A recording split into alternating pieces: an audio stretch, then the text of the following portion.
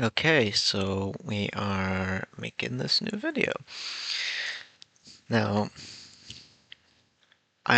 first things first, which is not actually like the topic of the video right now. If you haven't noticed so far, or haven't noticed yet, or haven't voted yet, there is a poll on my community posts on my channel. By the time the next video goes up is when I'm gonna take the winner as the winner. So if you haven't voted for what that's going to end up being, which is me going to make a whole world building project, not just talking about world building, but like a real, okay, this is a world that I'm building, then please go ahead and vote right now. And then, like I said, when next video goes up, I'm going to see which one wins, and then start doing that, and then making videos for that. Aside from that, I don't know what else I really.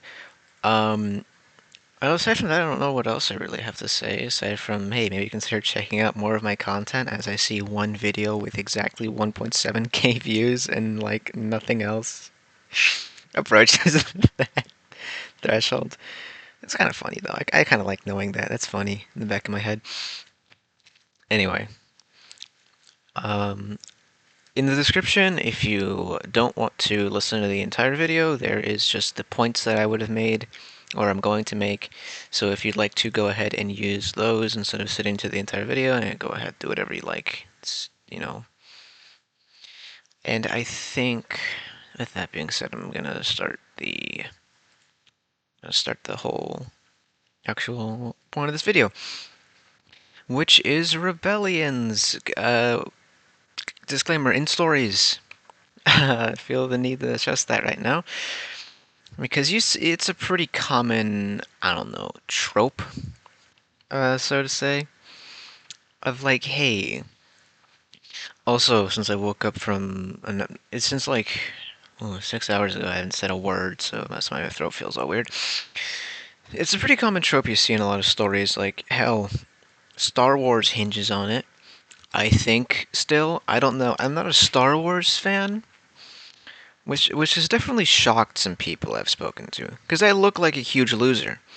Not to disrespect Star Wars fans, but you're all huge losers. Except for me, of course, who was a huge loser for different, more nuanced reasons than you could possibly fathom.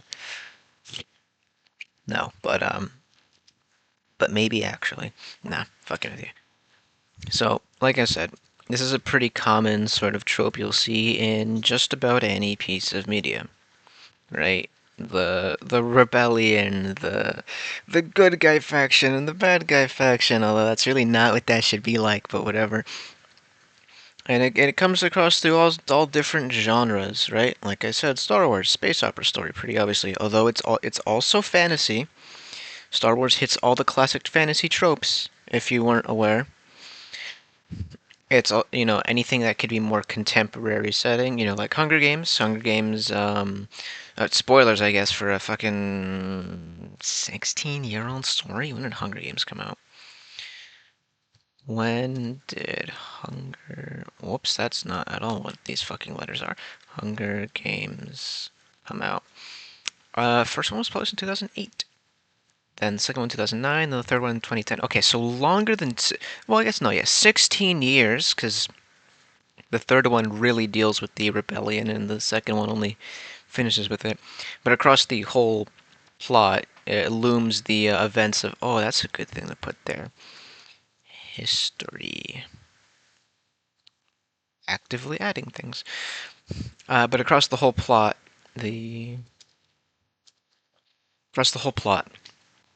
it's all shadowed by the events of what happened, which is obviously the big rebellion that impacted the capital. That's what it was, right? The districts, some districts rebel. Man, it's been a bit since I read the Hunger Games. I don't fully remember anymore. By the way, that's a huge audio spike. Oh, because I forgot to adjust the gain. Fuck. Hold on. Okay, there we go. That should be good. By the way, did Hunger Games recently get big again or something? 'Cause I've been seeing the of course I know Hanging Tree was a song before this already, but it got popularized by Hunger Games when they used it, especially when the movies came out. Are they doing something again with the franchise? Is that why that has been getting big on social media? I don't know. Anyway. And it's not so common in like fantasy, but it isn't uncommon neither. Right. And even in the other genres like steampunk, I feel like is pretty ripe for a rebellion in stories. But I think that mostly because a lot of people don't use the dystopic elements that steampunk naturally has to their fullest, or even at all, at times. Oh, hey, look at that! Hold on, give me a second. I have to pause already. I'll be back. This is the second time this has to happen. I have to finish the rest of this recording later at night. This happened one time during an SCP reading this video. I think it's the one where it says "Come to Brazil." I think that's the one. Is that the one, or is that the one after that? Anyway, finish the rest of this at night, and I will actually get into the topics at hand then, which will make me mildly more focused. You won't notice a difference. It'll just cut to that when it cuts to that after the end of the sentence. There we are. I'm back now. Isn't that fun? Like I said, for you, no time will have passed. For me, it's been like 4 hours or something like that. I don't know. Like I said, we're going to get into the actual topic at hand now. Even though I know I cut myself off with that little bit I was talking about for steampunk, if anyone cares about that. I don't think it really relates to this topic so much, but I did have a video, or I do have a video rather, where I talk about steampunk as a genre as a whole. Not my best video, but one of my videos. It's not too bad neither. Anyway, like I said, let's get started. So let's start with the most obvious question, and the one you should definitely ask yourself before even writing a rebel group or faction in your story, because this could dictate whether or not you even think you need one, or whether or not your story might even need one. That's the simple, easy, basic, what are they rebelling against? And by simple, easy, basic, I mean, well, that's kind of hard to figure out, isn't it? Kind of up to your story in general, and the genre in general. And also, how well you can write it. Never forget how well you personally can write something is what we in the business refer to as pretty important. I don't know, a little bit of that. You get what I'm saying? No, hold on. I'm playing music in the background that you won't be able to hear because I turned it off on OBS, making sure it's very quiet so it won't distract me, but as a little bit of a nice thing for me to focus on. Okay, there's noise in my house. That's not fun.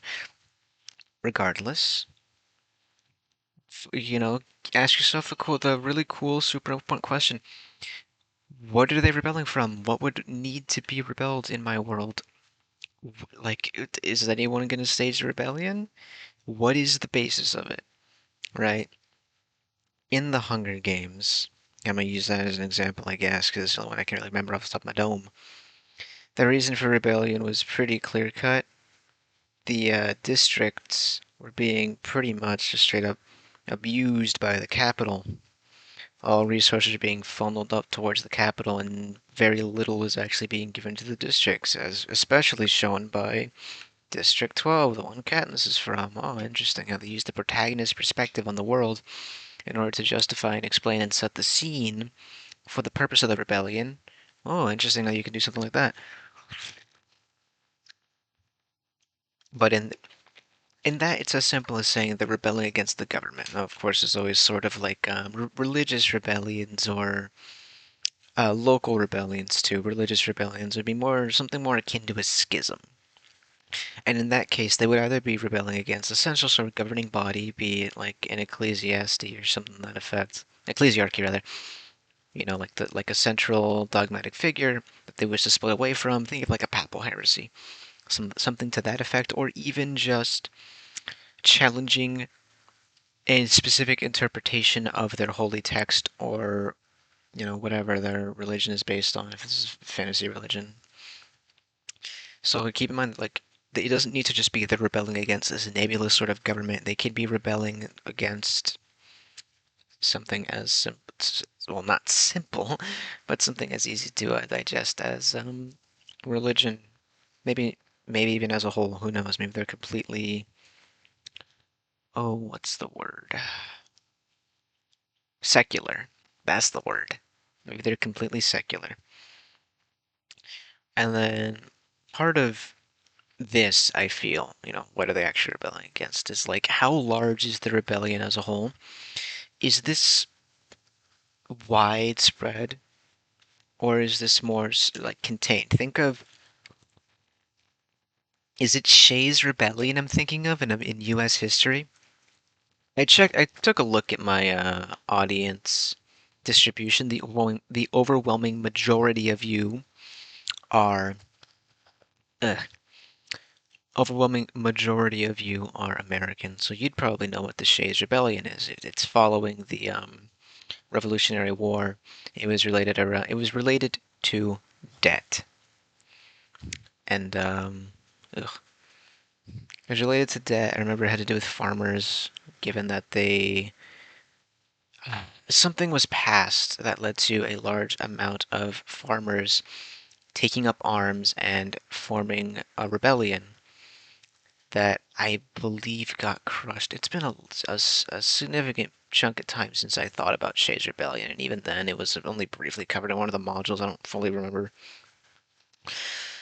But Shay's Rebellion did not leave, at the very least, the state it happened in.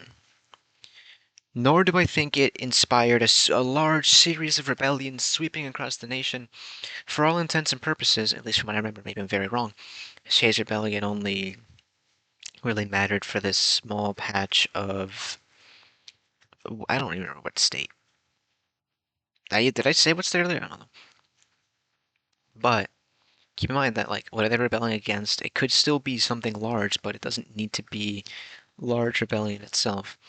Um, Also, how are they rebelling? And I'll get into like this a little bit more, but a little bit more as I talk about a few of these other points. But like, how are they rebelling? Is this a full-on violent insurrection with the end goal being complete replacement of whatever it is that they believe to be stifling them and their freedoms and their rights? Or could it even be, I mean, arguably a protest is a form of rebellion, and I wager in the coming 3 months, some new law or whatever will be passed stating as much. Isn't it a fun time we live in? Me and you and me. It is miserable out here. But get in stone what they're rebelling against in terms of like what representation or governmental body or authority they're rebelling against. And especially why.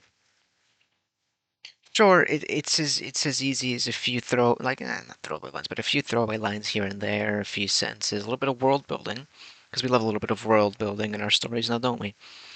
In fact, I argue more people like world building than they like stories, in terms of the creative process. But point being that this is your time to put in a little bit of elbow grease, put in a little world building, make the world feel a little bit more whole, and give us some narrative thrust. Put us into a direction and put us into a direction to take our story with the central, problem being the rebellion.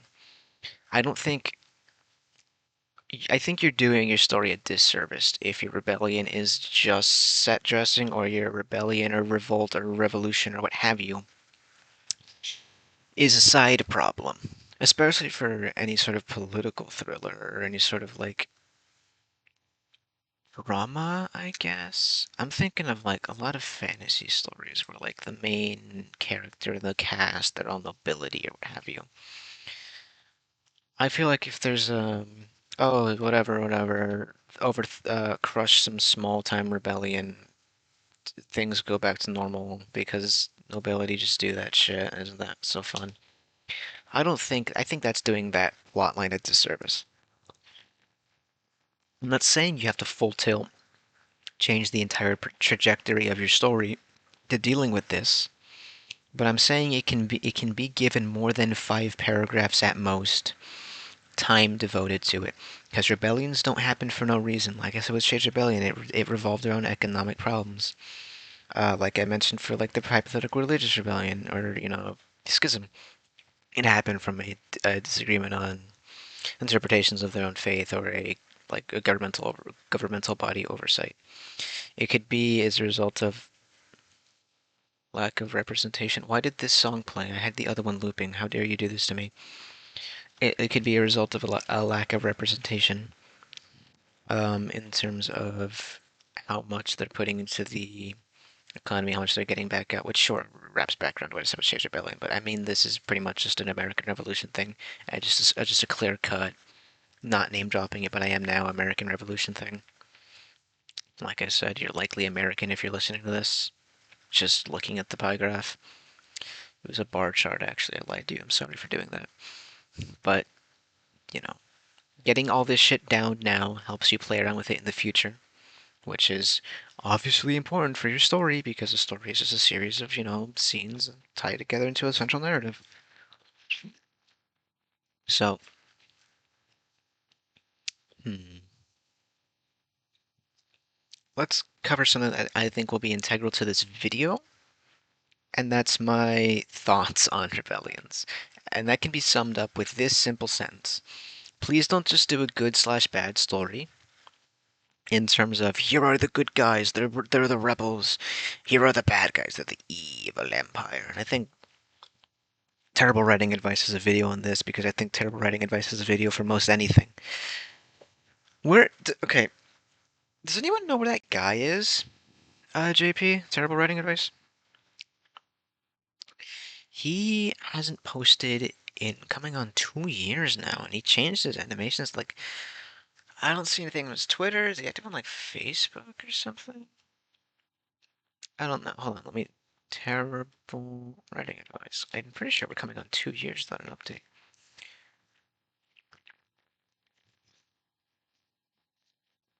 Yeah, 1 year ago, and if I click on this, pause if you would please. Yeah, by the end of the year, it will be 2 years, December 6th, 2024. Did he post something? Let me check the comments if he has a pinned thing. No, where the fuck is this guy? I hope he's doing okay. Because I remember like a few videos ago it was like author health and stuff like that, which is, oh man, that's not fun. I got very distracted.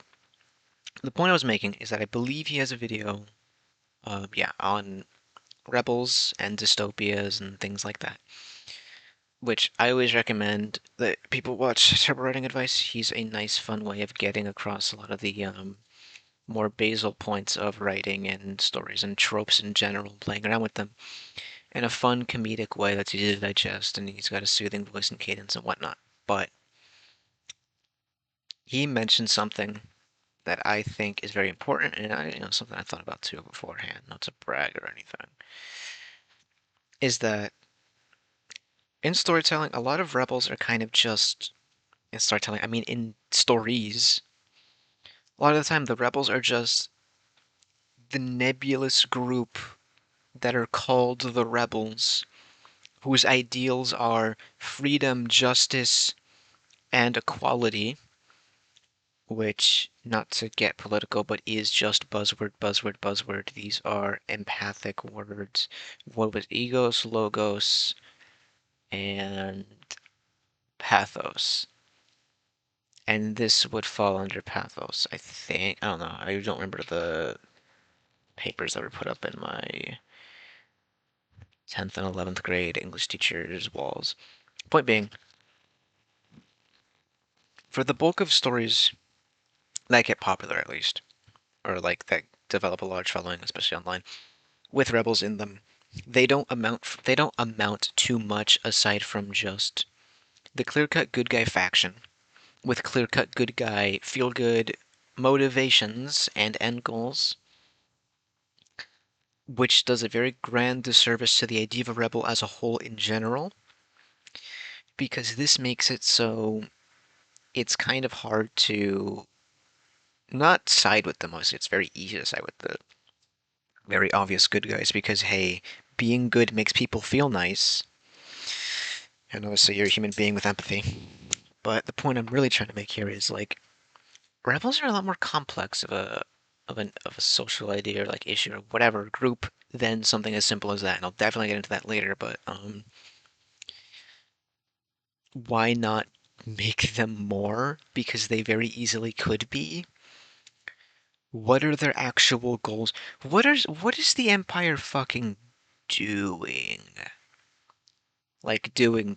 And I don't mean 5 chapters straight of just legislation and genuine politics or whatever, fictional or otherwise. But I mean like,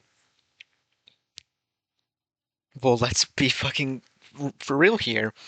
What are their end goals? What are their motives? What are they actually trying to do aside from justice, freedom, equality for all? Which, sure, are good things to have, and is definitely a way they would market and brand themselves again, because that's just kind of how these things go. But come on, man. Give me something more to play around with. Especially give yourself something more to play around with. Don't think this is just something for the audience. If you, as a writer, give your group or your factions or what have you real clear-cut motives and like through narrative through lines and thoughts and ideals and aspirations beyond just nebulous positive experiences rather than concrete things, it makes it a lot easier to write for them. It makes it a lot easier to set them up for varying scenarios and situations and scenes for your stories. It makes them a lot easier to work with, flat out. And I think having them just be good guys, bad guys is very reductive and not beneficial for your stories, especially for your world building, and then especially again for your stories, because hey, we're here to write a story. And please don't just subvert it. Not only because subversion for its own sake is pointless and idiotic and stupid, or look at this idiot, he's trying to do away with it entirely, and yet by living in a shadow of it, you are constantly indirectly referring to it. Um, or living it as an inversion makes it so you're constantly referring to it in the abstract, something to that effect. But also because, like, well, now you're kind of saying something. Let's get this one thing down right, specifically that you're gonna need to understand moving forward. If you're hesitant to make a political stance with the rebels, with the whatever, with this plot in your story, don't do this plot in your story. There is no two ways about it. A rebellion story is political, inherently. That is not a bad thing. Art being political is not a bad thing. You having political opinions is not a bad thing on its own. And you can interpret that how you will. So I want that stressed right now. Rebellions are inherently a political thing. And I know I also said the religious thing, but they're usually a religious political thing, or the political climate of the specific religion, because political is, a term rather than a thing. Now, why did I say that? Because not only because, referring to the abstract, whatever, but because just flipping this on its head of the rebels are the bad guys and the government is the good guys, you are making a strong statement for strong central government, right?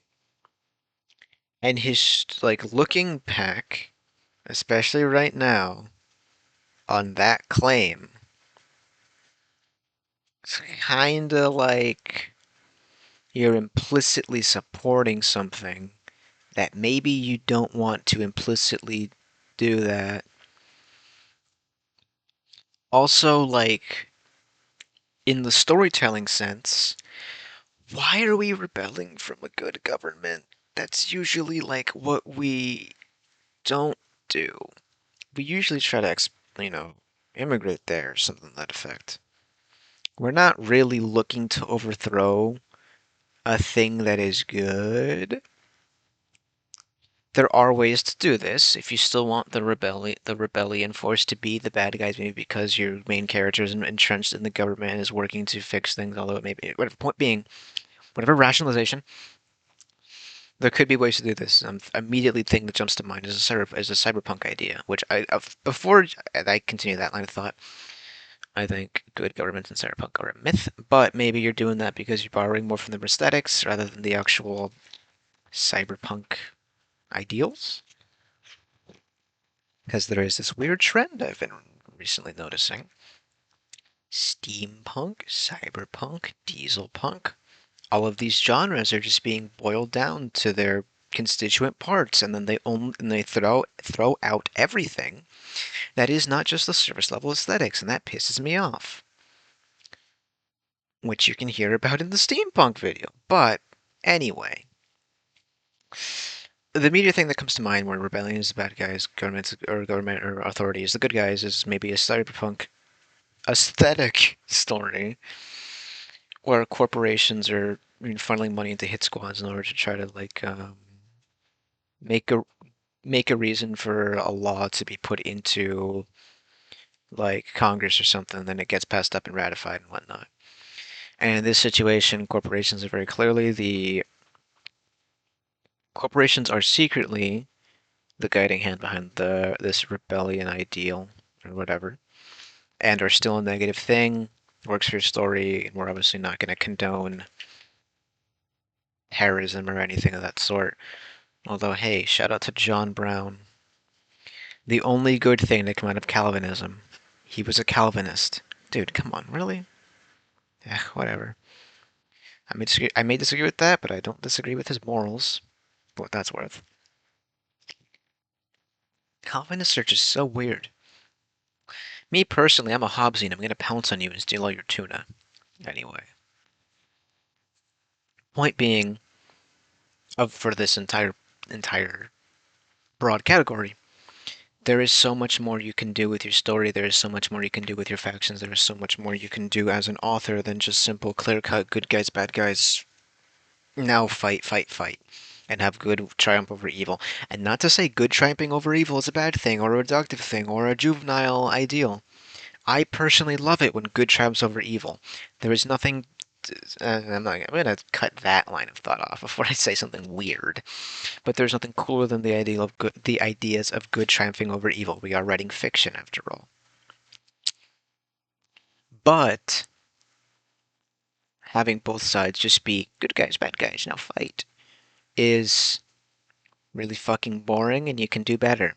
And I understand that that is a little bit in the face of what I just said, but end goal and writing process are different. Keep that in mind. Okay, so I think I that. Wait. Oh, okay. This one will be the last little bit of background, and then we're gonna get into like bits and pieces and chunks and bites. So this one is called putting a little gray morality into this one. What does that mean? Well, it's like I said before. It's a continuation of this thought, essentially. You can do a hell of a lot better than just good bad. Now, when a lot of people see gray, morally gray, a few things end up happening. Which is, this character is clearly staunchly good or bad. However, one to maybe two things happen in the story that cannot be considered simply good or bad, and therefore make them mildly morally gray. For example, this character could be as straight-laced, goody two-shoes as you could possibly imagine, but they killed someone who might have, potentially not deserved it, but they totally did because they were going to come at them with a knife. But the story just acts like that maybe wasn't justified, and we're going to act like that is true. Anyway, point of that was that's not really morally gray. That's a good guy, right? Or the classic. I may be a mass murdering psychopath who kills babies for fun, but I would never, ever, ever misgender someone. Which is a funny thing I keep seeing on Twitter and occasionally on Reddit. You get what I'm saying, right? Where it's like, see, this character agrees with me. It makes me sound like a chud, but the point I'm saying is like, these guys are fucking evil. Let them be fucking evil. Which is, again, in spite of what I said. Okay, whatever. The point I'm trying to actually make here is take a minute to think about the implications of a great many things. Take, for example, the IRA, widely considered to be a terrorist organization, yet their goals were the freedom or right for Ireland to have more autonomy in running itself, if I remember correctly. Now, while these are good ideals to have, so better governmental autonomy for the nation of Ireland, they were definitely terrorists. Car and mail bombings, kidnapping, general terrorist activities. Like I just mentioned, bombings, kidnappings, murders. I think public executions even. Was that shit justified? Probably not. I didn't do much research. You know what? I'll be brave and say terrorism was not justified. No, but I didn't do much research on the IRA. But the point I'm trying to make here is like, hey, that's a real rebel, and that's such a strange sentence to say. But that's a real rebellion to draw some inspiration from. I mean, fucking a, they're called the Irish Rebellion Army or something like that. Or no, it was Irish Republican Army. I think someone else called them the Irish Rebellion Army. Point of this being putting a little bit of gray morality into this is it's not the reason it works for real life is because there's a lot of things that we can do and do real life research and understand this completely. You are an author and do not have time to flesh out in its entirety the entire existence of the whole world, the whole organization, and every single little bit of impact they had. The reason it works for real life, for them to be with these goals and have these actions taken, is because they are real people in the real world with complete agency. You are an author and it's up to you to detail and give reasons for every single thing in your story because you're the guy writing it. Having things be morally gray is not as simple as putting one or two or three actions into a few scenes to justify this, that, or the other thing, or to have this sort of claim to make on the broader scale. Moral gray morality, for the purposes of your rebellion, is more revolving around the whole of it, the methods they use to get what they want, more so than individual instances where they'd use certain tactics to get what they want. Tactics and methods are different. What are they above and what are they not above? And I don't mean that in a metaphor. You know the phrase, I'm not above doing X thing? That's what I mean this as. What are they willing to do regardless of the impact it has on people around them? And most important of all, what could have possibly given them this perspective? Good reasons for the perspectives they have that lead to the actions they take are vital for creating a sense of, well, it's hard to, I don't know what else to fucking call it, like morally gray behaviors. I don't know what you get what I'm trying to say here. You are the author. It is up to you to consistently do this, which is why I recommend you have this set of ideals and listen, whatever. A skeleton story, a story Bible, even as simple as notes on a fucking subway napkin in Sharpie. Whatever you need to do to get all your ducks in a row, to use them to their fullest extent in your story, you gotta do that when you're doing this sort of storyline or plot beat. Are we on the same page? I assume we are. I can't see your raised hand, that I'm sure it exists. I'm sure people are raising their hands. I don't know what I'm trying to say. Okay, so history. Well, I called it history, but this should be, adding parentheses, world building. So, world building is the crux of any good story, loath as I am to admit it. I feel like this is obviously true for stories regarding rebellions, because hey, building up the world that you're rebelling against is very important. No shit. Building up the authority that they're rebelling against is very important. No shit. And building up the the citizenry and opinions of varying things around them is important. No shit. So why did I put this here specifically?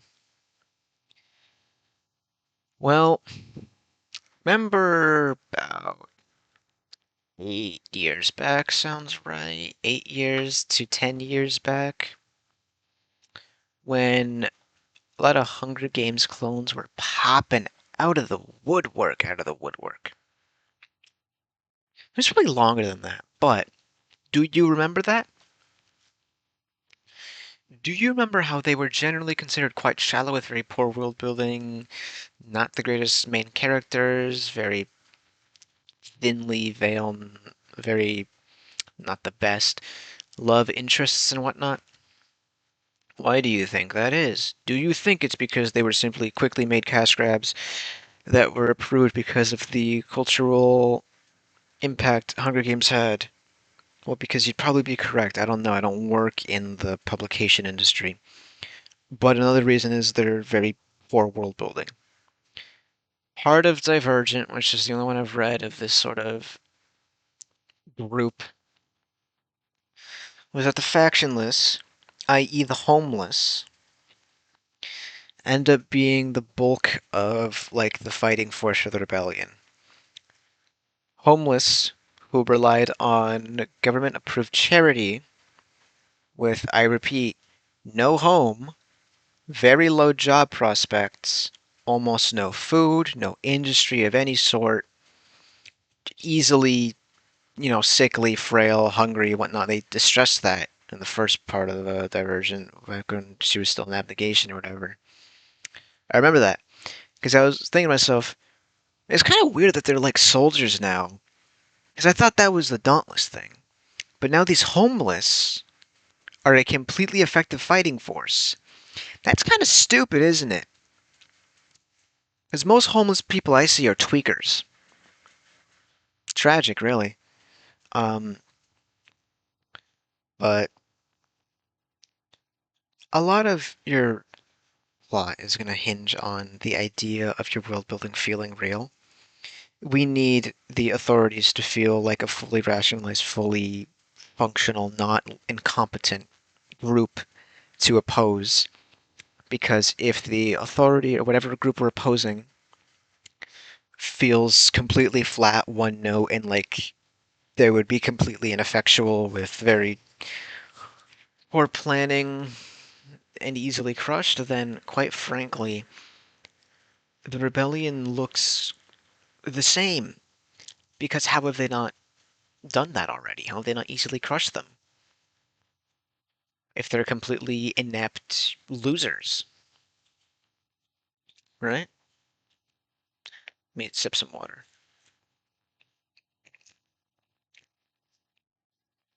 So it's really super mega fucking important now, isn't it?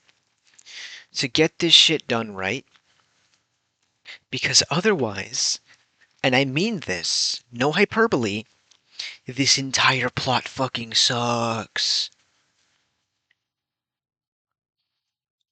If you don't support it properly. Who would have thought that? Not this guy. I say lying as I explained to you all of that stuff I just said. Ugh. If you're wondering why I keep cutting myself off and like needing to repeat myself, it's because I'm nauseous and I feel like trash. I hope I don't puke because I so far have not puked on a video. I fucking hate eating disorders. Okay, so here's my favorite thing to ask people.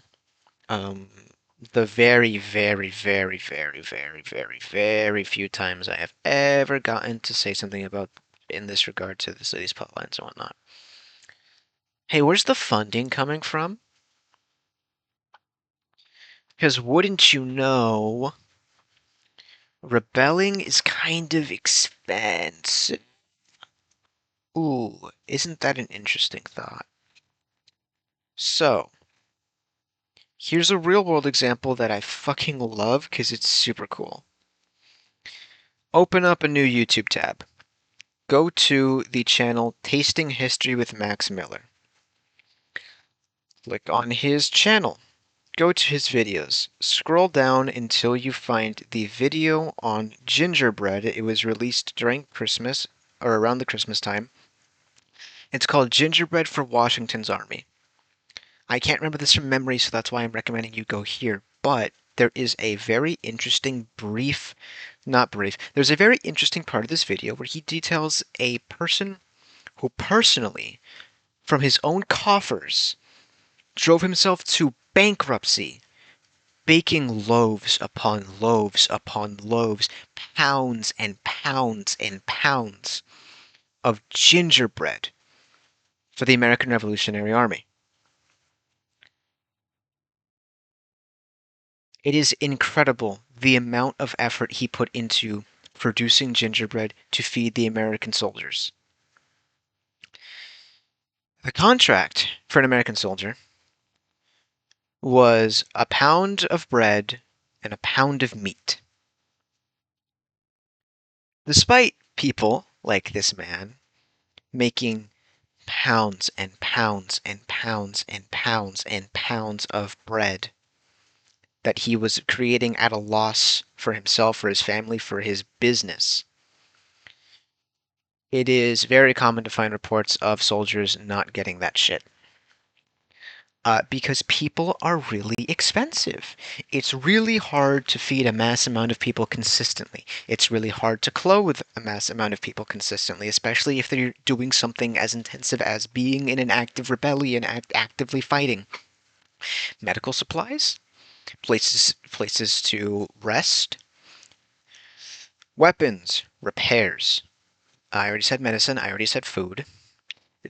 Them being paid in the first place. Soap, water. I already said rest. Transportation.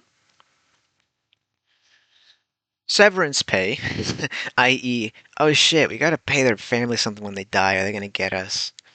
Shit like that, right? Running logistics. All this shit, right? Believe it or not, super fucking expensive.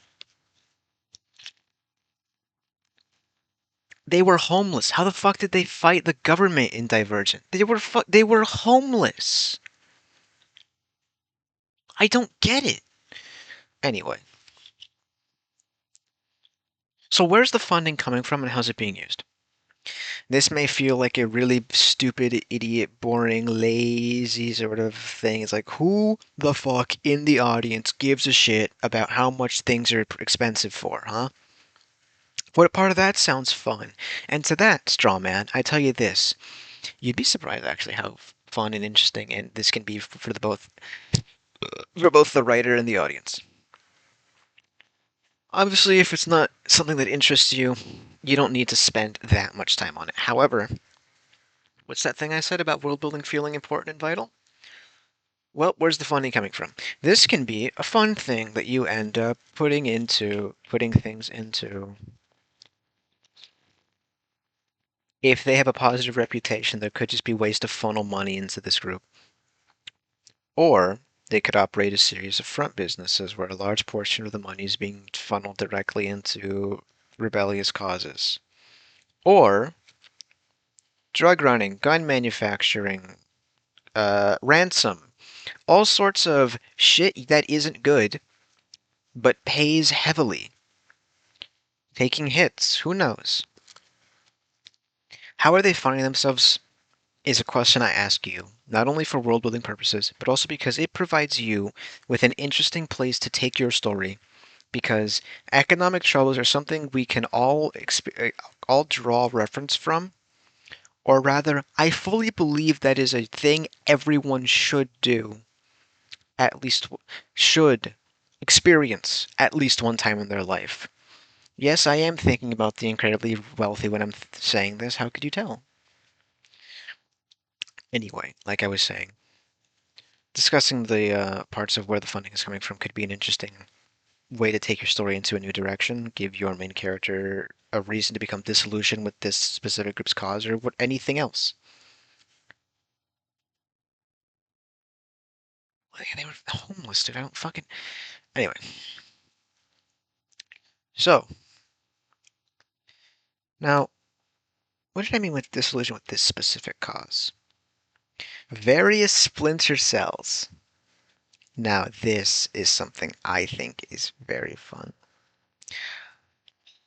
Oh shit, no, I do mean factions this time. Fuck. Oh man, I did it in out of order, which means this is gonna be the joke isn't gonna work. Okay, so different various factions.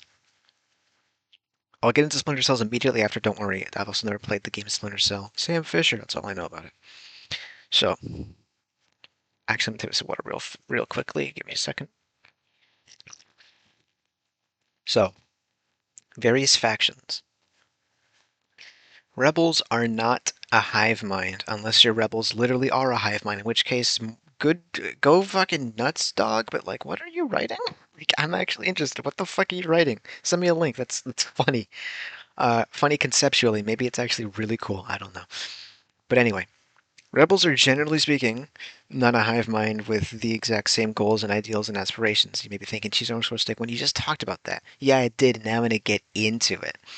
So I mean this from the bottom of my heart. I fucking love factions and any good story.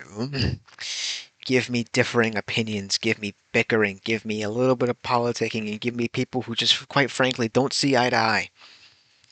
That's the good shit now, isn't it? I think it is. Why do I think that? It's just giving you more shit to play with, quite frankly. Yeah, why not? Give me a new perspective. Give me the ways people, change their opinions on what happens, or change their opinions on how to go about doing things. Who thinks that they went too far, but who still agrees that the end goal is still worth fighting for, but maybe not like that. Fuck you. And then, how do they feel about each other?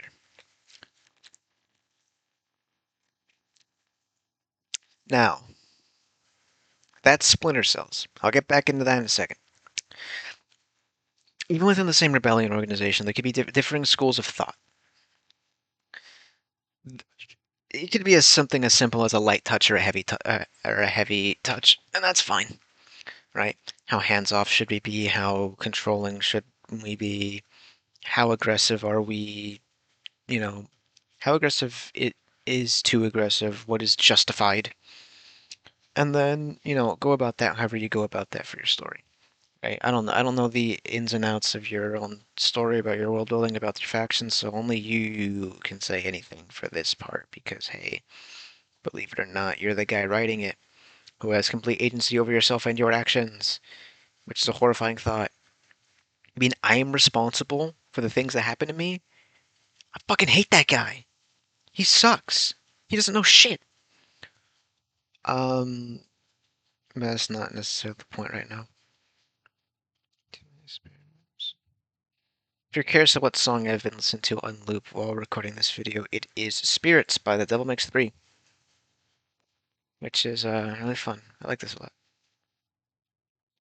Anyway, like I was saying, the way that they feel about each other is something you can use as a little narrative point for your story. Because we can't all be action, action, action all the time. Sometimes we need to discuss a little bit of that diplomacy side, a little bit of that bartering, pleading, even intimidation. Who knows? This is your place to play around with that. Because a little bit more world building will flesh a few things out, give your main character, a little bit more character, and give them some more people to play around with. Give them expand their repertoire, their cast of characters. If you're falling out with an old friend, who knows? We'll figure it out. You're the writer. Splinter cells. Now, you see this in games, I think, too, but also in stories. Rebel HQ or whatever, home base, what have you. No. Generally speaking, just no. Why is that? Frankly, it's dangerous. These people are actively going against an authority. Having a place where they're known to congregate, or a central place where their leaders are, is a wonderful way to get your rebellion crushed in a fucking heartbeat. So a lot of rebellions are what's called decentralized. Group here, group there, and they meet up and discuss through, specialized channels and what have you, and act mostly independently with a lot of autonomy. This is good, like I said, for ensuring that if one part of your rebellion does end up going down, getting captured, interrogated, what have you, The rest of the group is not threatened as much and is not put in as much risk as would be otherwise if everything was just located in this one central area. What this also means is that people start having their own ideas, which can get bad for hegemony of the rebellion. What could end up happening? A popular figure takes control of a splinter cell through violent or non-violent means and changes the modus operandi and potentially even the end goal of the group. And then now they're fighting two fronts. Or now resources that should be going towards this combined effort are being slowly sequestered away for selfish reasons or whatever. Or pretty much what I'm telling you is figure it out, dude. When different groups start clashing, a lot of shit ends up happening. Even worse, they're claiming to be part of a larger group. Maybe they don't want that to be the case. Hit him with that classic, "You're not affiliated with me!" Which, is fun. Because we all love a callback to that one movie that we really liked as a kid and then didn't like the sequel. I didn't watch The Incredibles as a kid. I don't have that much nostalgia. I mean, I watched parts of it. I just, to this day, I still haven't watched the original. I did watch parts of it, though. Hold on, let me take a sip of water because my throat is very acid scarred. I don't like it. Ugh. Anyway. Oh, that was sorry. That's not fun.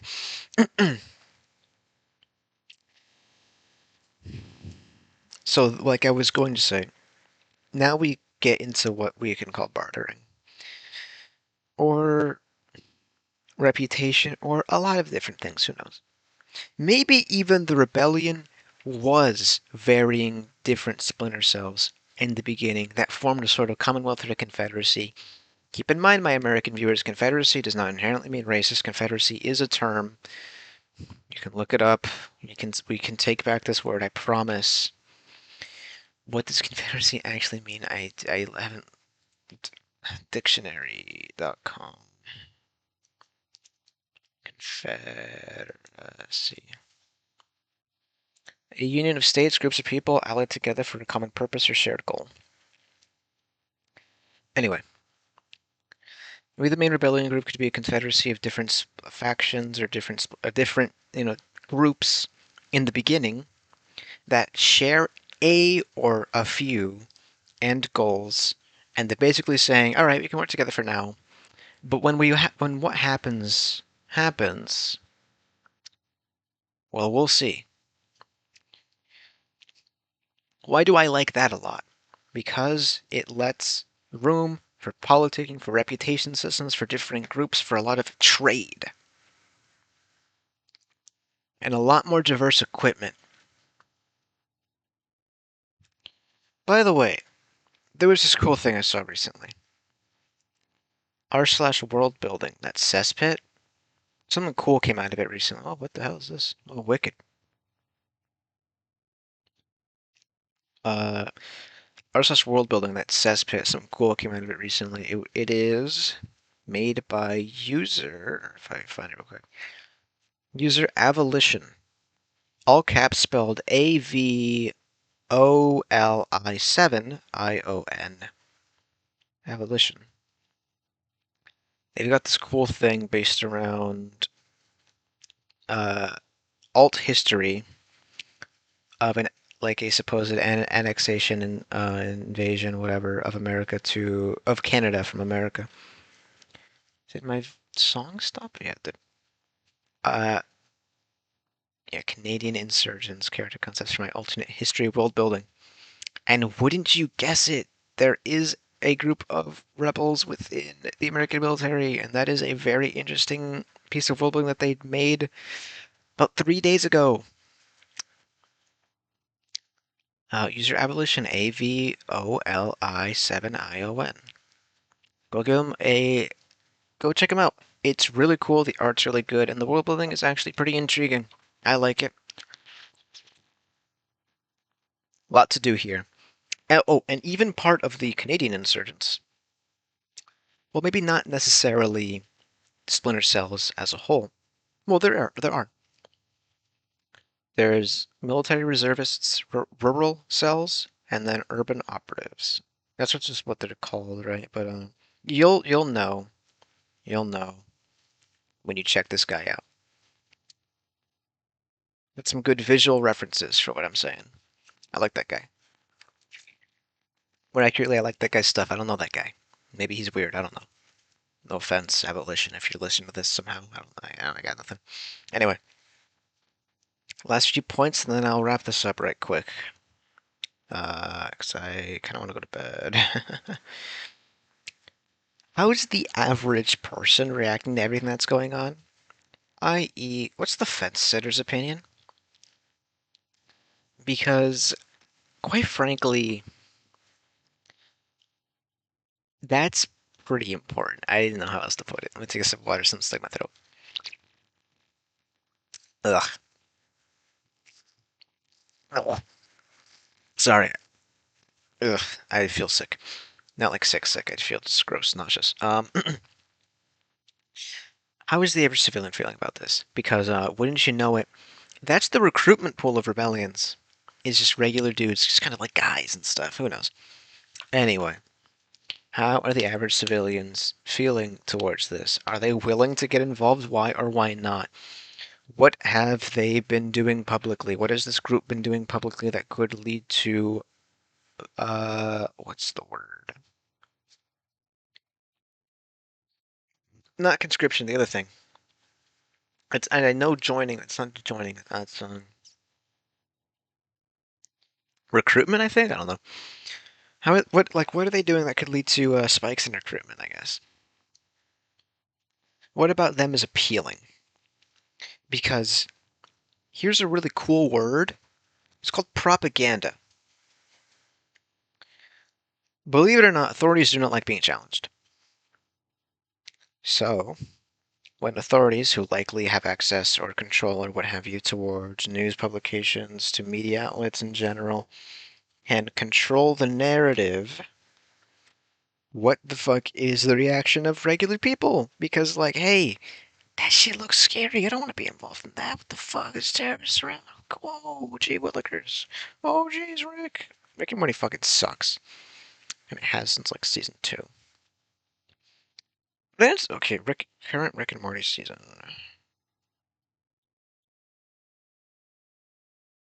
How are we up to season 8? Season 9's this month? Season 9 is going to release in a week? That's fucking stupid. It's not been good since 2, and even though there's an argument it must have been good since 1. I can't believe I watched up to season 3. Anyway, Revolve Rider. Was this end right? How the fuck are they reacting about all this? I mean, you could even say, oh, it's not. I don't care. It doesn't impact them, but that's wrong. Because remember, rebellions don't happen without a reason. The central cause definitely impacts them, or if nothing else, the events going on are absolutely impacting them.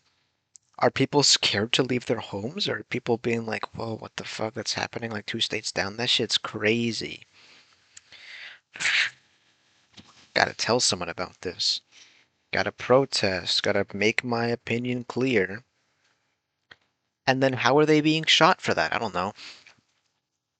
Point being, please get this going because too much of these rebellion stories focuses literally just on the events happening surrounding the rebellion itself, for completely forgetting that rebellions are happening or are upending or happening parallel to just standard living, people's regular lives, the average quality of life of a person. Kind of crazy, isn't it? Anyway, now response from the other side, as in like to civilians. Let me clarify that. To civilians. better known as I'm from the government and I'm here to help. The 9 most terrifying words in the English language. I'm from here, yeah. Okay, just making sure. Now, if you don't know what those are the 9 most terrifying words you can hear in the English language, just do a little bit of thinking and then you'll get there. I will leave it, you champ. Pats you on the shoulder twice. Now, what do I mean by this? Like I said, pretty cool word, propaganda. But what are they doing with sympathizers? What are they doing to sympathizers? How are they utilizing taxpayer money or tributes or whatever in order to combat the rebellion? What image are they projecting to the general population in order to still have the feeling of authority, especially while it's currently being actively challenged?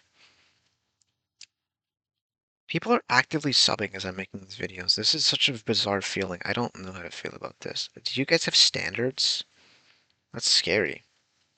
Is my oh shit. Is my videos aren't very good. Uh, I forgot what I was gonna say. Spirits, so slow, too many spirits. Did I just gonna do comment? Anyway, what did I do? Right. Oh shit. How are they still projecting this sense of authority, especially what's being challenged? Because while they're still, dealing with this crazy shit, they kind of have to, keep that going. Like act like it's all fine. Everything's all great, right? There's nothing wrong going on here. We'll definitely surely what's the I'd like to say a happy anniversary to the Governor Gavin Newsom on his 24th year into his 10-year plan to end homelessness. And then, if you can understand what I mean by saying that, because that's really funny to say. Anyway, now, how is this authority responding to the opposition to the rebellion to what's happening? Better known as, I'm from the government and I'm here to help. Smile. By the way, help is code word for fucking kill people. Anyway. This is important because, like I said, they have to also actively project their face and make sure that no sympathizers are being drawn to the cause. So it's not like they can fucking gun people down in the streets as much as they'd love to, or, hey, how secure is their hold on this that they can literally just fucking gun people down in the streets? How are they going about this? What are their tactics? What are they doing? And in other words, I'm telling the audience to focus on the opposition, so that way it props up your rebellion, makes that more interesting. How many times did I say rebellion in this video? Because it doesn't feel like a fucking word anymore. That's pissing me off. Anyway, pretty much just ensure that they have a clear-cut set of goals. Obviously, maintain the status quo, whatever. Methods and whatnot, while still actively projecting the face they want to the public, as that is very important to maintain the integrity of your story or something. I don't fucking know. Anyway, before I go, please remember, vote on my community poll. Vote on my community. I'm doing a little hand motion to hypnotize you. Vote on my community poll. Because when next video gets posted, which might be in 2 days, might be the fucking 4 hours after this. Who knows? I might want to do readings before I go to bed. Um, before my, when my next video goes out, the second I know it's uploaded, I am going to get started writing that, making that, whatever. Anyway, I hope you actually got something from this video, with it being all over the place, and I will see you next time, or maybe in my world building project, who knows? Hope you liked this one. See ya.